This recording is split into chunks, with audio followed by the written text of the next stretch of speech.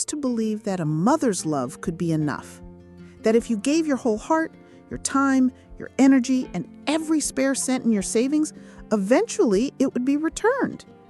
Not necessarily in big, dramatic gestures or gifts, but in the simple ways. A smile of appreciation, a thank you whispered at the right moment, a hand held when the world got heavy. But I learned, standing in the soft light of my son Lucas's wedding, surrounded by twinkling lanterns and linen-covered tables I had helped pay for, that sometimes love disappears into people who don't know how to hold it. The wedding had taken 6 months to plan, not for Anna, his bride, or her mother Claudia, who seemed to float through it all like a society hostess. No, I was the one up at 5 a.m., sewing hems on dresses when the seamstress forgot, arranging flowers by hand when the florist canceled, and rechecking seating charts late into the night. I missed 3 medical appointments for my heart just to make sure the garden renovation was finished in time. I painted signs, arranged gift bags, negotiated with vendors. Everyone said I was so helpful. That's what they call it when you do everything and don't ask for anything in return. But something had been off for a while. Subtle, but there. The way Claudia called me dear, with that peculiar tone Southern women use when they want to remind you where you rank. The way Lucas started referring to the wedding as Anna and Claudia's big day. The way I wasn't invited to the bridal shower, not even as a polite afterthought. It stung more than I expected. I wasn't forgotten. I was excluded. Still, I told myself, this is what being a good mother is. You give, you smile, you let the bride's family take over and play queen for a day. It's not about you. But then came the speech. The tent was warm with late summer air, golden from the fairy lights strung above us. Guests buzzed with laughter and wine. Claudia glided through the crowd in a blush pink gown like a woman who believed the world revolved around her. And maybe that night it did. Lucas stood up, champagne glass in hand. My heart fluttered. My baby boy, the one I raised on my own when his father left before his 3rd birthday. The one I sent to college working double shifts at the hospital. The one who once told me I was his hero. He looked around the tent. First of all, Anna, my best friend, my partner, my home. The crowd cheered. And of course, he continued, his eyes moving across the room, my mother. My breath caught. He said, the woman who's been like a real mother to me since the beginning. He turned towards Claudia. Claudia! Not me! A few people clapped. Others turned, confused, toward my table. Someone behind me whispered, isn't that his real mom? And someone else replied, I think she's just a friend of the family. I didn't faint. I didn't cry. I smiled. A quiet, practiced smile.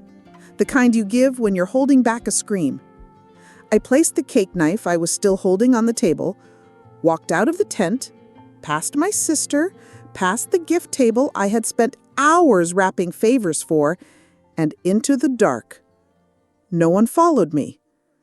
But what I did after that, he will never forget. I didn't go home immediately after leaving the wedding. Instead, I drove. No music, no air, just the soft hum of the engine and the hard thudding of my own thoughts. How do you make sense of something like that? Of being erased in public? Not by a stranger, but by the boy you once held through every fever, whose first word was mama, whose scraped knees you kissed, and who once wrote in crayon, to the best mom in the world, even when you're tired and sad. I remembered that letter. It was still in the old cedar box in my closet, along with every report card, his first drawing, his college acceptance letter. I'd saved them all, and now I was just a friend of the family. I parked the car in front of the house and sat in the dark for nearly an hour. Then I went inside, opened that box, and laid every memory across the living room floor. Not to hurt him, not even to remind myself, but because I needed to know I hadn't imagined it all, that the love had been real once, that I hadn't just dreamed my motherhood. The next morning, at 10 a.m. sharp, I handed a sealed envelope to my younger son, Ethan. "Take this to your brother," I said calmly. Ethan looked confused. "Are you okay?" I nodded. "Just tell him to read it slowly, and then decide what kind of son he wants to be." The envelope contained a copy of the wedding bill, $83,124, all paid from my account. Screenshots of email threads between me and Anna confirming design choices Claudia later took credit for. A picture of Lucas and me in the hospital the day he was born. Me holding him like the world had just gifted me its most fragile treasure.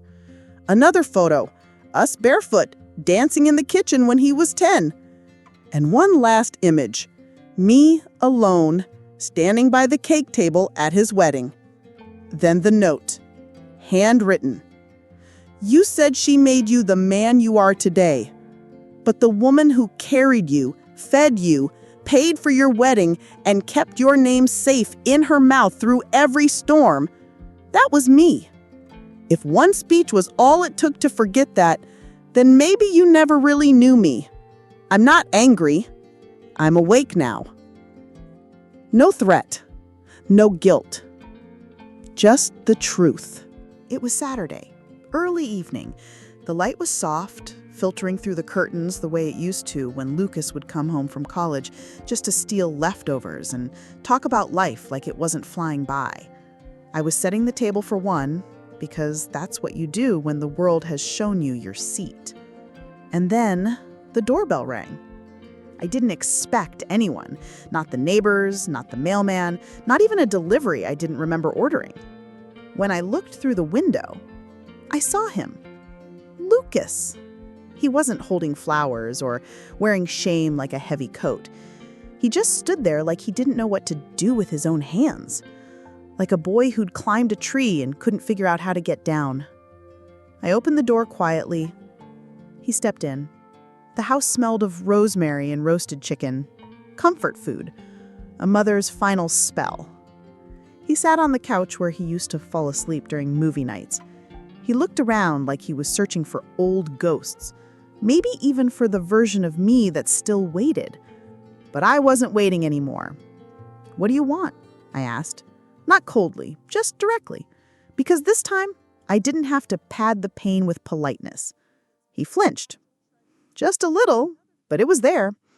"It wasn't about hurting you," he said again, more carefully this time. "Everyone expected Claudia to be honored. She helped a lot. She's been present. More present than me?" I asked. He didn't answer. I leaned forward. "Lucas, I raised you. I stitched your clothes and stayed up all night when you had the flu. I paid for your first car, your college books, and when your father left, I held the pieces of your heart and put them back together without asking for a single thank you." He looked down. "I didn't think it through." "No," I said quietly. "You did think it through. You chose applause. You chose the optics. You chose a speech that would play well in a video montage." He blinked fast, like someone trying to unhear the sound of truth.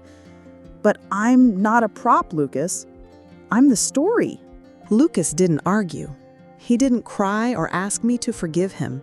He just sat there, quiet, shoulders dropped, eyes suddenly aged. Maybe it was the first time he realized I was no longer the version of myself that waited on the porch with hope. I was a woman who remembered. "I don't know what to say," he finally whispered.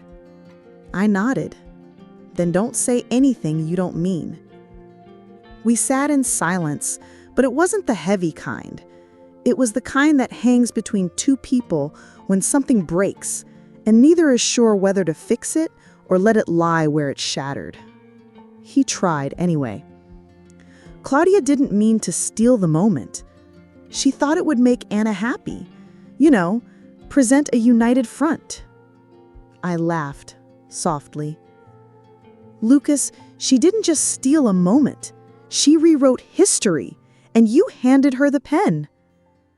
He looked down. "It wasn't about that."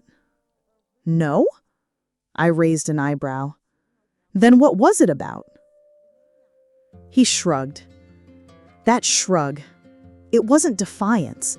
It was the shrug of a boy who realized too late that there are things you can't return once they've been said, and people you can't take for granted without consequence.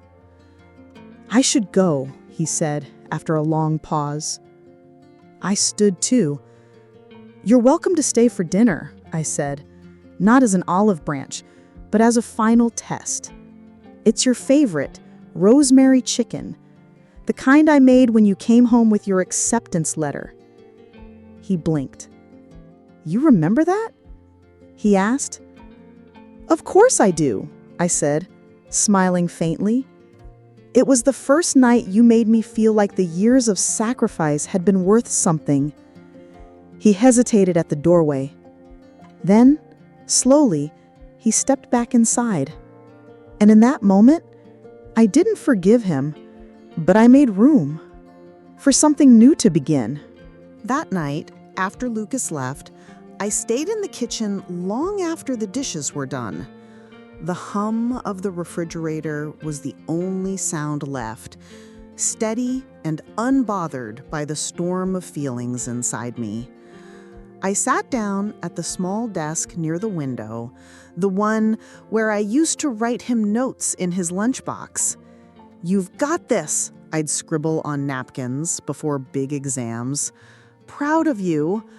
Sometimes just a smiley face and a heart. He never mentioned them, but he never threw them away either.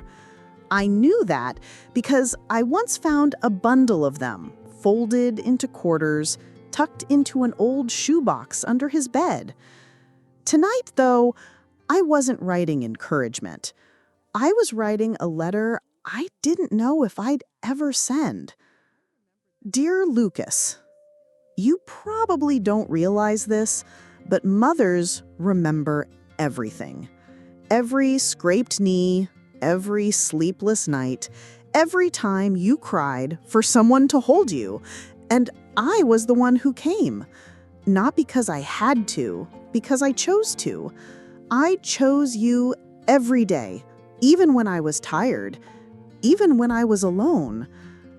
I don't want an apology. I don't need a grand gesture. But I do need you to see me, not as someone who planned flowers or paid deposits, but as the woman who gave you her entire life and never asked for credit. You don't owe me gratitude, but you do owe me the truth. Who taught you love, if not me? I folded the letter gently, then placed it in an envelope with no name on the front. I didn't know if I would give it to him. Some truths don't need to be spoken. Some just need to be written, to be released. I tucked the envelope into my journal, the one with a broken clasp and pages full of memories, and left it there. That night, I finally slept. And for the first time in weeks, I dreamed not of the wedding or Claudia's face or the silence after the speech, but of Lucas as a child, running barefoot through the backyard, shouting, "Mama, look at me!" with pride shining in his little eyes. That version of him still lived somewhere inside. I had to believe that. A week passed. Not a word from Lucas. No text, no email, no knock on the door. But I wasn't waiting anymore. Not in the old way, at least. I'd stopped staring at my phone like it owed me closure.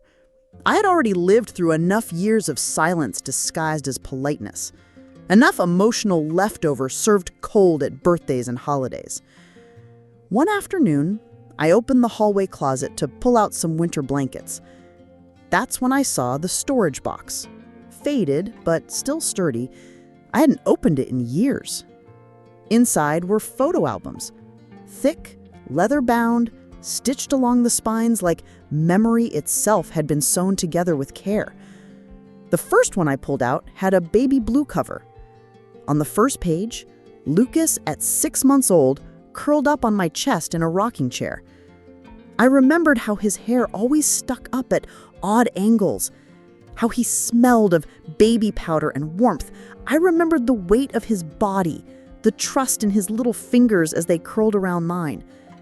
Page after page, his first steps, first Halloween, kindergarten graduation, every milestone, every missing tooth, I'd kissed better. I noticed something. In nearly every photo, I was there. Not in the background, not off to the side, but right there beside him, holding him, lifting him, laughing with him.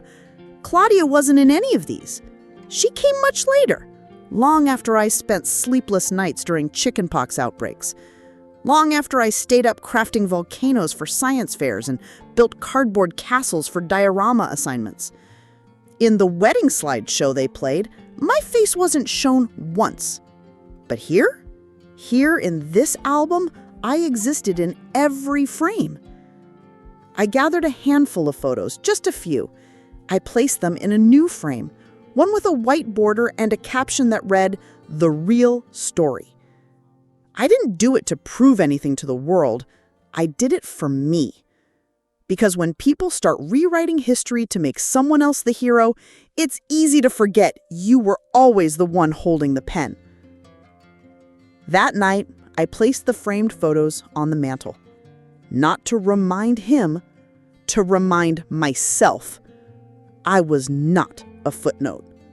I was the beginning. 2 weeks after the wedding, a pale yellow envelope arrived in the mail. No return address.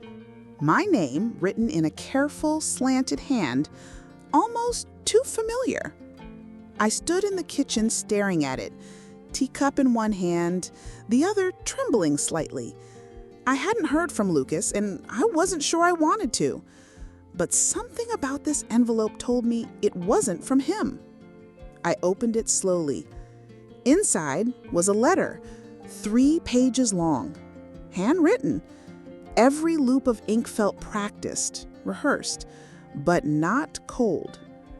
It was from Claudia. Dear Evelyn, I imagine I'm the last person you want to hear from. Maybe you even hate me. But I couldn't go on without saying something. I didn't plan to take credit for the wedding. Truly, I just got caught up. People were complimenting the decorations, the music, the speeches, and I didn't correct them because, for once, I felt seen. I know you did the work. I know the flower arrangements, the fans, the table cards were yours, and I know Lucas hurt you. I saw your face when he thanked me. I saw how still you became. I've never seen a woman hold her own pain so silently. I sat down at the kitchen table.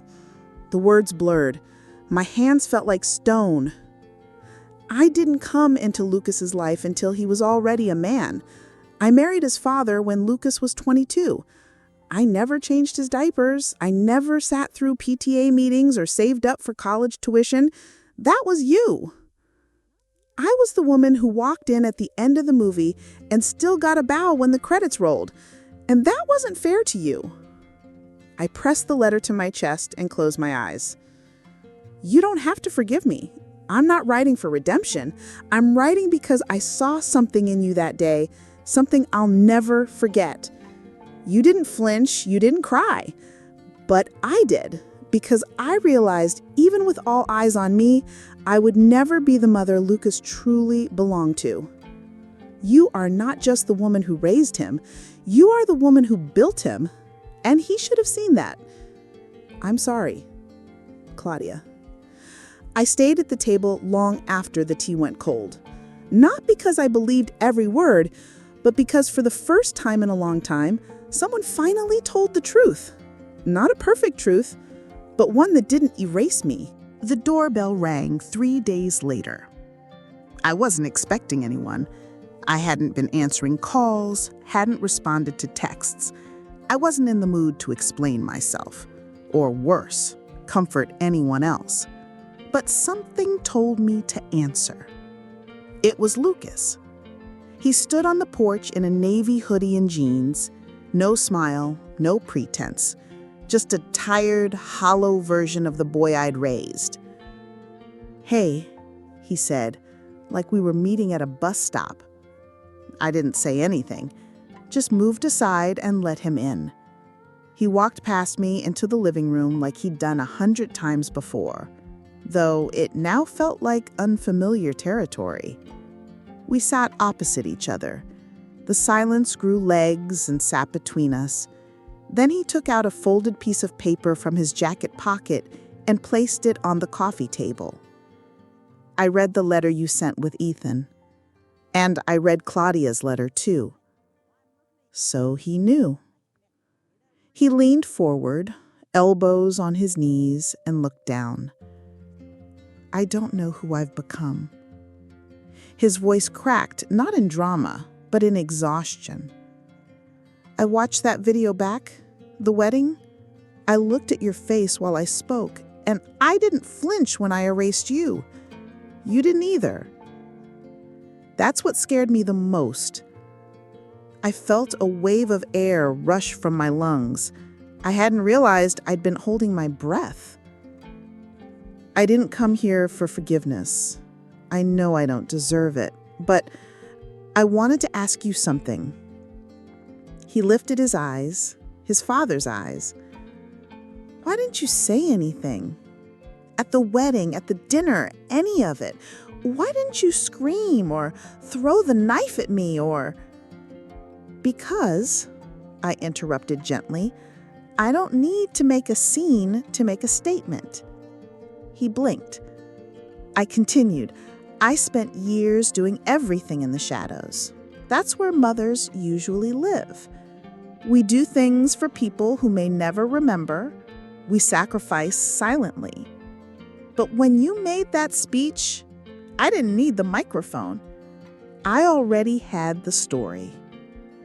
He leaned back, face pale. "You always had more strength than me." I shook my head.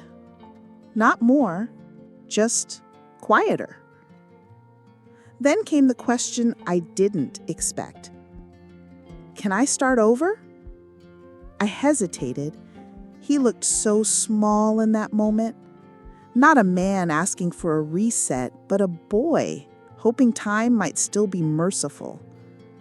Starting over isn't about forgetting what happened. It's about showing me who you choose to be next. Lucas nodded, and then he did something he hadn't since he was a teenager. He walked over, dropped to his knees, and rested his head in my lap. "I'm sorry, Mom." I didn't say anything. I just held him. Not for him, but for the boy I used to know. The one who once drew me taller than the sun. Lucas stayed a while that afternoon, longer than I expected. We didn't rehash every painful detail. He didn't ask me to explain the receipts or the photos. He didn't try to justify the years I was made to feel like a guest in my own son's life. Instead, he just sat. And in that stillness, something shifted. A quiet recognition, maybe.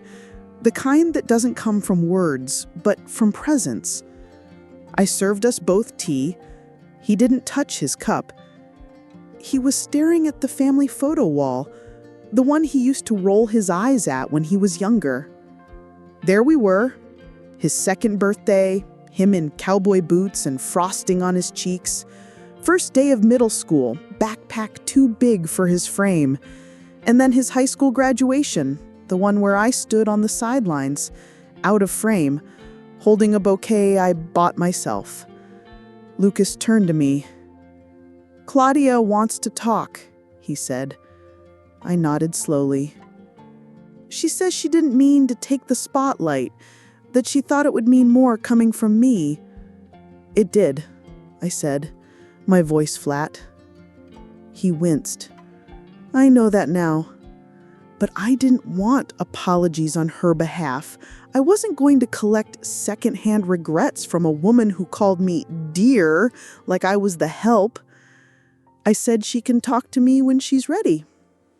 Lucas nodded again, looking like he understood that door would take time to open. Then he said something that made me grip the edge of my cup. I told Anna I might take a step back from her parents for a while. That surprised me, not because I needed him to pick sides, but because for the first time, he saw there were sides, that being neutral all those years had cost something, mostly me. He stood up and walked toward the bookshelf, then picked up a small silver frame. It was a picture of the two of us. I was holding him in the snow, wrapped in a red scarf, his tiny arms around my neck. He said, "She found this in the box, Anna." I remembered that picture. He was 3. We'd just finished building our first snowman, and he told me I made winter feel warm. He said, "She said she finally understood what you meant in your letter." I didn't reply. Then he said, "You don't have to decide anything right now. I just wanted you to know I see it. I see you." And with that, he turned to leave. But just before opening the door, he looked back. "For what it's worth," he said softly, "the wedding didn't make me a man. You did." He didn't wait for a response. He just stepped out into the quiet street, leaving behind a silence that for the first time didn't feel empty. It felt earned. That night, the house felt different. Not lighter, not yet, but the air wasn't as heavy. I sat by the window, looking out at the garden, still littered with petals from the wedding arrangements I had made with my own hands, the same ones Claudia had accepted compliments for. It should have made me bitter. Instead, I reached for the sealed envelope still sitting on my table, the one I had nearly burned but didn't, the one I'd written the day after the wedding but never sent. It was addressed to Claudia. Inside, the truth she never asked for: receipts, emails, checklists with my notes, and one photo, Lucas and I at his 5th birthday, frosting on his cheeks, and me behind him, holding him upright as he leaned over the cake. It wasn't revenge. It wasn't proof of ownership over my son's love. It was clarity. I didn't want Claudia to feel humiliated. I wanted her to see not just what I had done, but what she had erased. I slid the envelope into the mailbox the next morning, not to create more conflict, but to lay something down and walk away from it. Later that week, my goddaughter Beatrice stopped by again. This time, she brought books from the library and that banana cake she bakes when she knows I haven't eaten. She found me sitting on the floor of the hallway, sorting through boxes. "Are you throwing stuff out?" she asked. "No," I said. "I'm deciding what deserves space." She sat down beside me without another word. We pulled out photo albums, school projects, a dried flower from the corsage Lucas gave me for prom chaperone night, a napkin from our favorite diner with a stick figure drawing of us on the back. "Me and Mom forever," he had written in crooked 6-year-old handwriting. Beatrice held it in her hand like it was holy. "You kept everything," she whispered. "Of course I did, because even if they forget, I remember." Then she said something that caught me off guard. "You're rewriting the story, just by still being here." I looked at her. Really looked. A young woman, sharp-eyed, raised by someone I had loved deeply, someone I'd promised I'd look after. "You think he'll come back around?" she asked, referring to Lucas. "I'm not waiting anymore, but the door isn't locked." And that was the truth. Forgiveness wasn't a gift I owed anyone, but peace peace was something I could give myself. I had spent decades showing up quietly, humbly, doing everything I could to make people feel held, even when no one was holding me. Now, I was holding myself. And somehow, that was enough. It was a Thursday, the kind of ordinary day when your past tries to knock politely before barging through the door. The first call came mid-morning. I was outside pruning the hydrangeas, the same ones I'd planted when Lucas got into college. I had watched them grow the same way I watched him, with care, water, and silent hope that they'd bloom right when it mattered. The phone buzzed in my pocket. Lucas. I stared at his name for a full minute before answering, not out of anger, not fear, just caution. "Mom," he said. Just that. Not Eleanor, not hey, just Mom. My knees nearly gave out. "Yes," I replied, steady, but quiet. I wanted to say I got the letter, the envelope. I didn't read it all at once. I couldn't. I waited. Let the silence settle between us like dust in an attic. I didn't know it would hit me like that. The picture of us at the beach. I forgot about that day. I didn't, I said. "I didn't mean to erase you," he said. "I just didn't know how to include you without upsetting everyone else." I swallowed hard. "You didn't need to make me center stage, Lucas," I told him. "But you didn't have to leave me out completely." There was a long pause.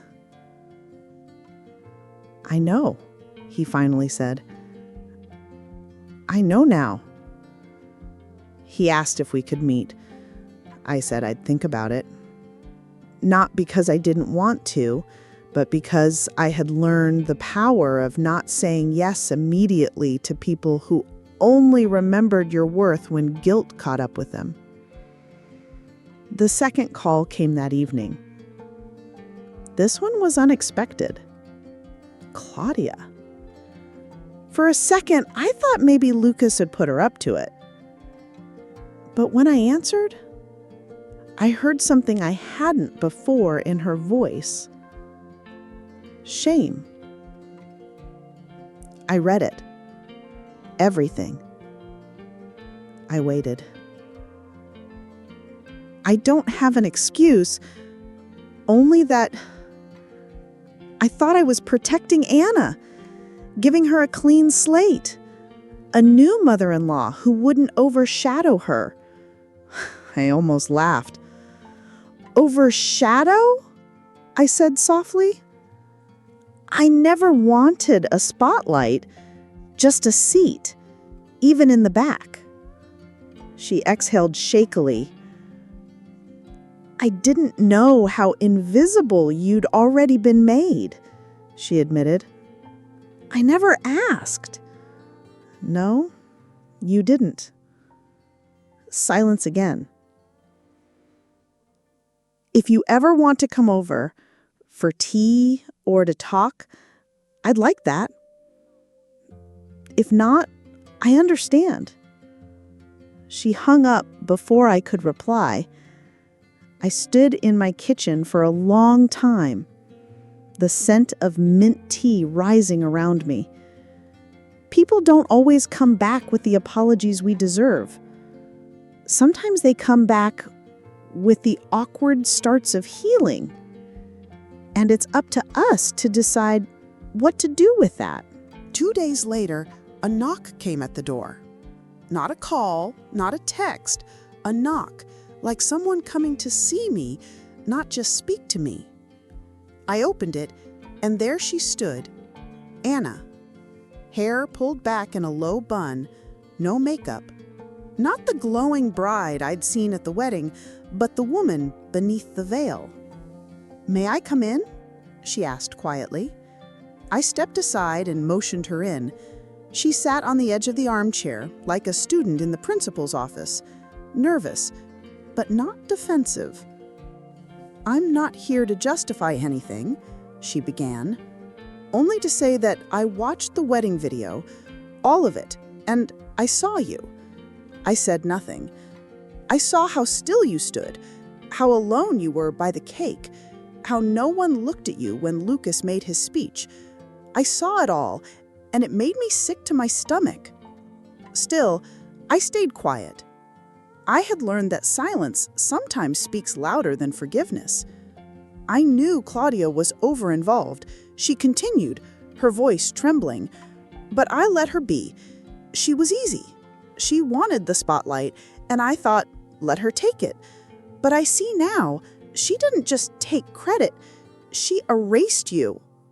A long pause passed between us. "I never meant to erase you," she whispered. "You did everything, and I never even said thank you."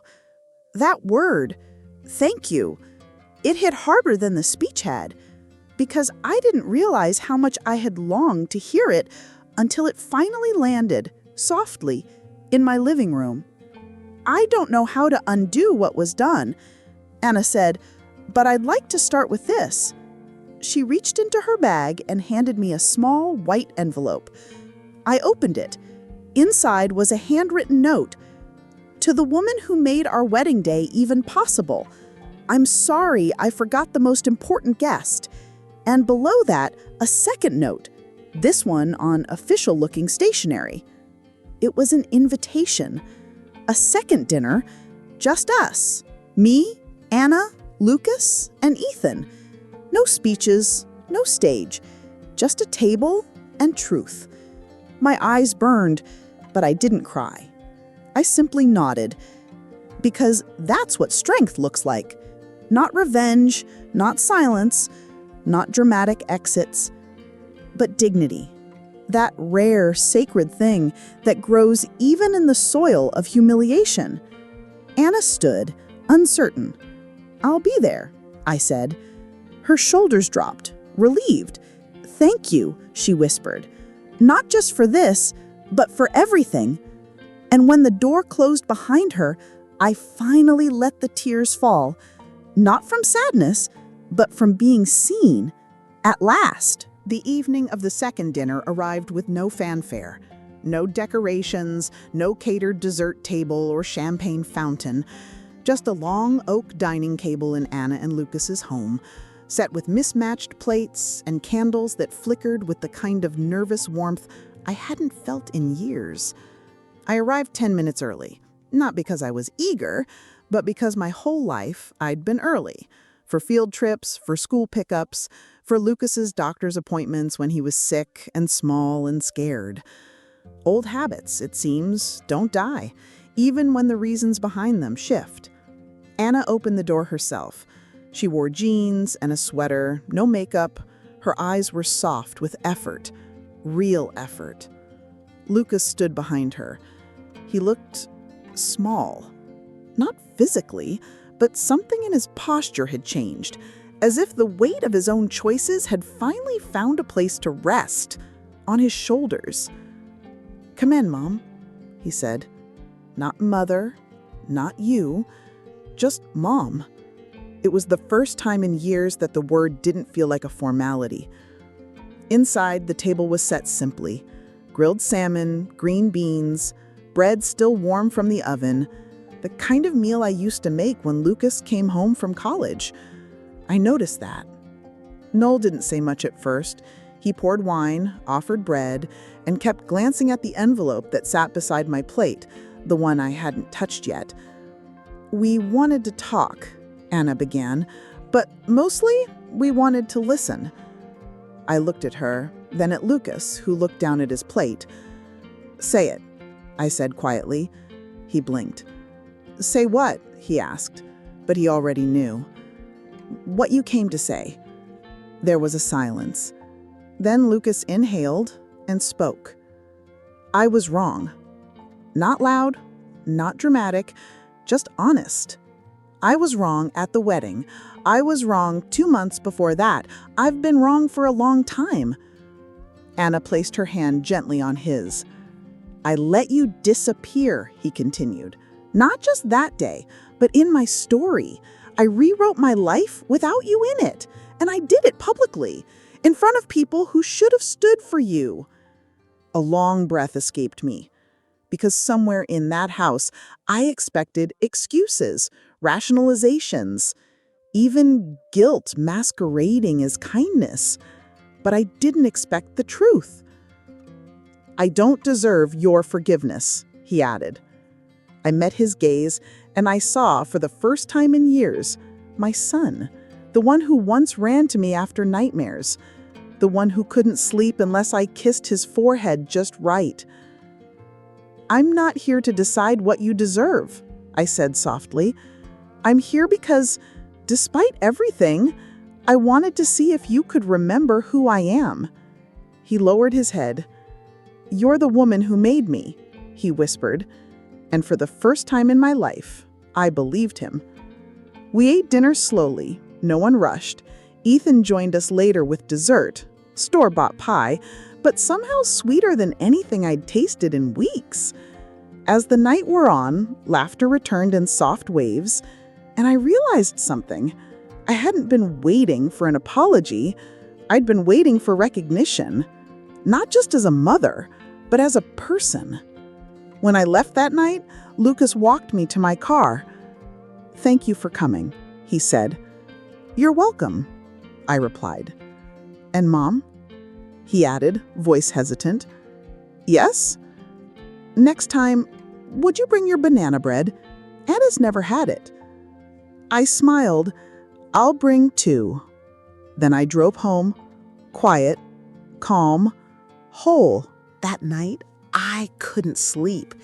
Even after the quiet dinner, even after the apology, something inside me stirred. Not in anger, not in grief, but in release. A release of years of silence, restraint, and swallowed words. So I went to my writing desk, lit a small lamp, and pulled out a blank sheet of heavy cream stationery, the kind I used to say for thank you notes and birthdays. But this wasn't a thank you note, and it wasn't for Lucas. It was for me, for the woman who had held her breath for so long, waiting for a moment that may never come. To the woman who did everything right and still questioned herself.